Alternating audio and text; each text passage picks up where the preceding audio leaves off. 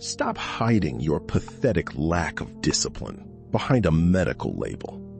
You don't have a mysterious neurological disorder. You're just a dopamine addict who lacks the basic masculine courage to turn off a screen. Modern culture gave you euphemisms like brain fog and ADHD for a simple reason: to monetize your weakness. It's an intellectual bailout. You adopted a victim identity just to escape the humiliation of your own daily failure. Look at the anatomical invoice you sign every single morning. Every 7-second clip you swallow is a micro-execution of your prefrontal cortex. You are physically training your neural circuits to become hyper-reactive garbage. This isn't a conspiracy by big tech to trap you. It's your own voluntary surrender. You want the cheap thrill of instant connectivity, but you scream like a child when the biological ledger demands payment in chronic anxiety. Data from neurocognitive audits proves the human brain adapts to chaos. If you feed it fragmented noise, your biology structurally mutates to match that noise. You aren't sick. You're just physically devolving. Your intellect is currently operating on the lowest settings possible because you selected them. Drop the self-diagnosis brochure. It's time to look at the raw medical autopsy of your ruined future. Because while you are busy collecting sympathy points for your self-diagnosed condition online, the elite economy is quietly preparing to replace your fractured intellect with an algorithm that never forgets how to think. You think your inability to read a single page of a book is just temporary burnout? Stop comforting yourself. You are clinically deluded. Your daily routine of endless digital grazing is a neurobiological wildfire. Stanford Medicine data confirms that every rapid swipe triggers a violent micro shockwave in your reward centers. You aren't consuming content. You are microdosing neural destruction. Here is the exact biological mechanism they bury in tech brochures. Your prefrontal cortex, the very seat of your willpower, logic, and wealth-building capability, requires sustained mental tension to stay alive. When you feed it effortless 7-second loops, that critical tissue starves. You are physically causing your own gray matter density to shrink. Let's use pure logic, not emotion.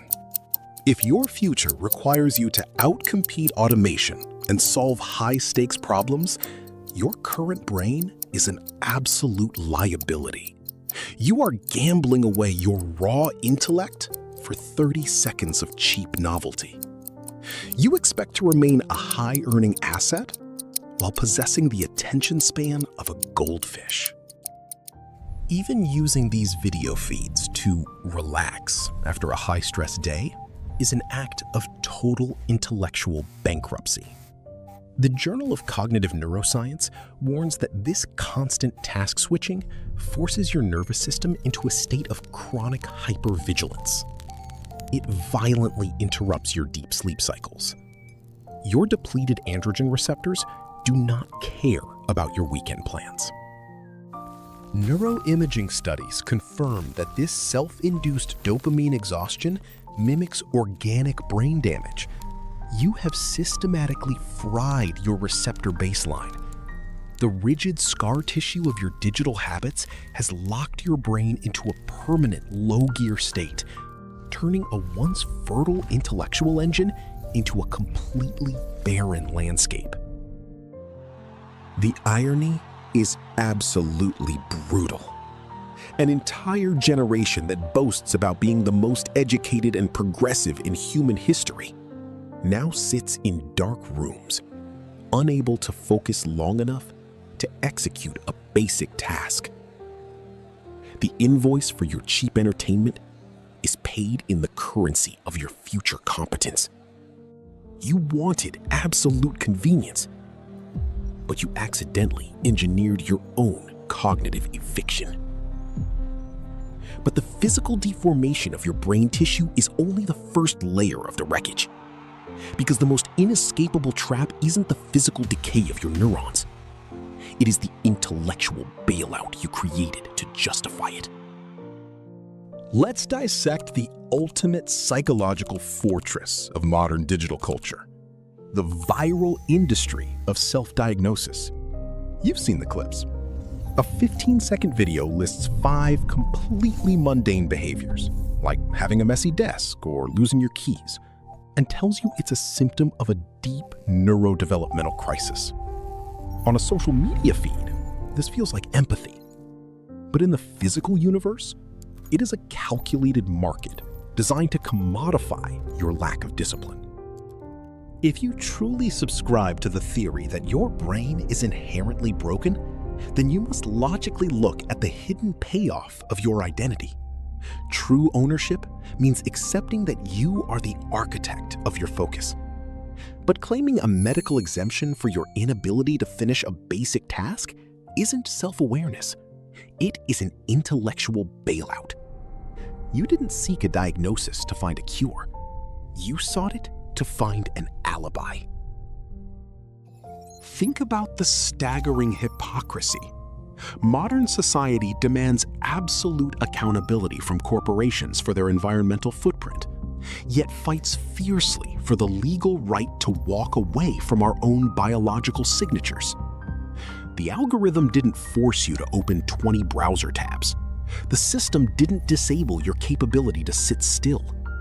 You signed the behavioral contract yourself. And now you want to declare psychological bankruptcy because you refuse to manage your own impulses.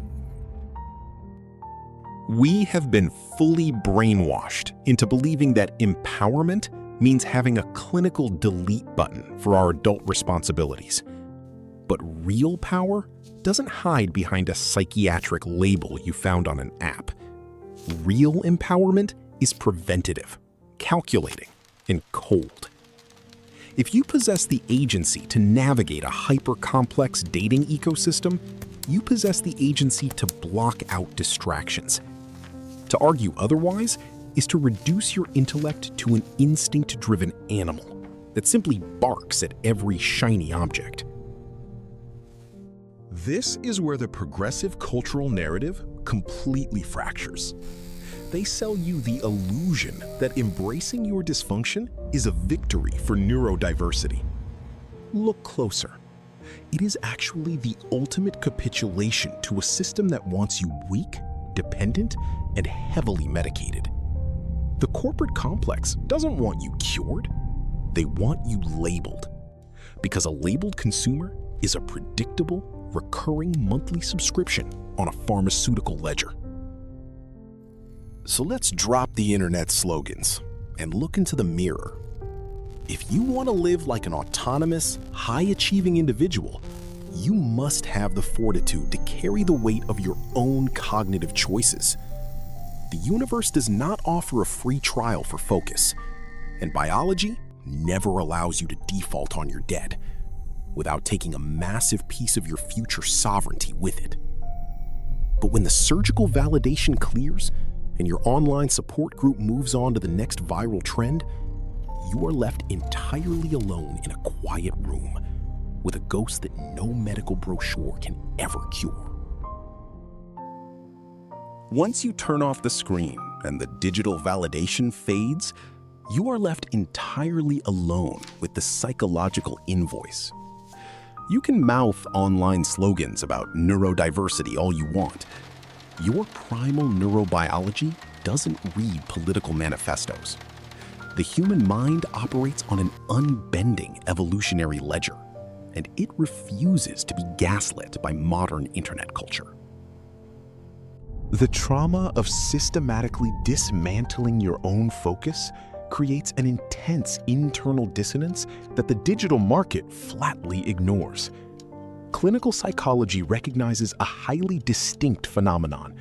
When your brain is starved of deep linear processing, it triggers an ambient, chronic state of hyper-vigilance.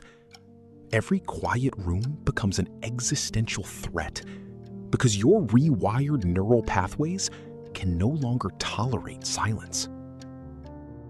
This isn't social guilt or external programming. It's an evolutionary feedback loop. The fundamental architecture of human intelligence is hardwired to seek order. When you violently disrupt that process with non-stop fragmented inputs, your brain struggles to find neurological closure. You find yourself drowning in a severe type of isolation that online support groups promised you would never exist. The culture celebrates your short attention span as a quirky modern trait, but it leaves you to manage the post-traumatic symptoms of your lost potential in complete silence. Peer-reviewed psychiatric studies show a direct correlation between digital overstimulation and long-term clinical depression.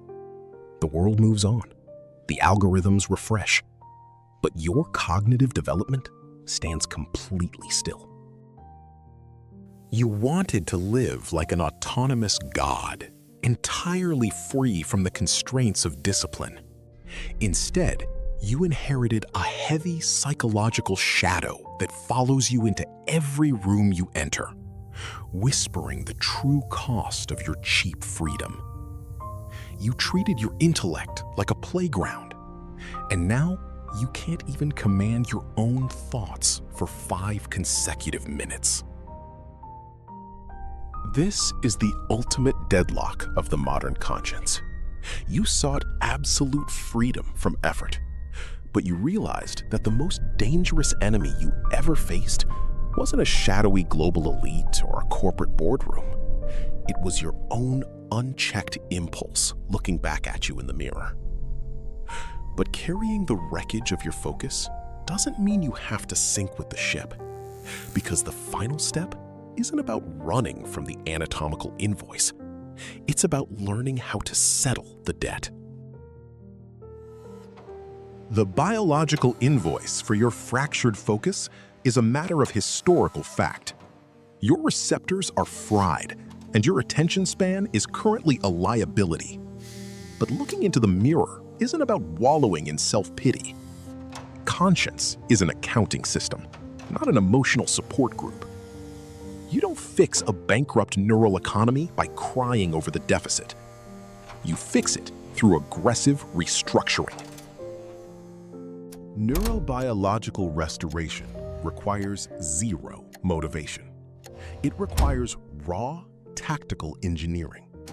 You must enforce absolute analog insulation. Stop looking for lifestyle hacks or soft digital detoxes. You need to deliberately starve your brain of hyperstimulation. Force your nervous system to choke on boredom, friction, and dense, complex information until your prefrontal circuits learn to adapt or starve. Drop the modern illusion that you need a clinical permission slip to fix your lifestyle. Your cognitive sovereignty cannot be outsourced to a therapist or an app. The system didn't wire your habits, and the system won't salvage your intellect. You either assume absolute executive command over your own neurochemistry, or you quietly accept your place at the bottom of the cognitive food chain. The global market doesn't care about your self-diagnosed limitations. It operates on cold, mathematical interest. Every hour you spend yielding your attention to a digital algorithm is a compounding debt against your future economic leverage. High-value autonomy isn't a gift. It's an asset you must aggressively guard with razor-sharp focus and calculated behavioral discipline. The modern culture desperately wants you to remain a reactive, low-IQ consumer. They need you distracted by political circus and dependent on pharmaceutical solutions, because a broken mind is a highly predictable revenue stream. Real rebellion is silent. strategic, and deeply inconvenient to the algorithm. It happens when you step out of the herd and audit your own mind. The ledger of your mind is wide open. You are either the deliberate architect of your own cognitive mastery or a registered data cow yielding your life to a server. Type architect in the comments below if you are ready to reclaim your brain. Type data if you've already accepted your degradation. Own your history. Execute the protocol and take command.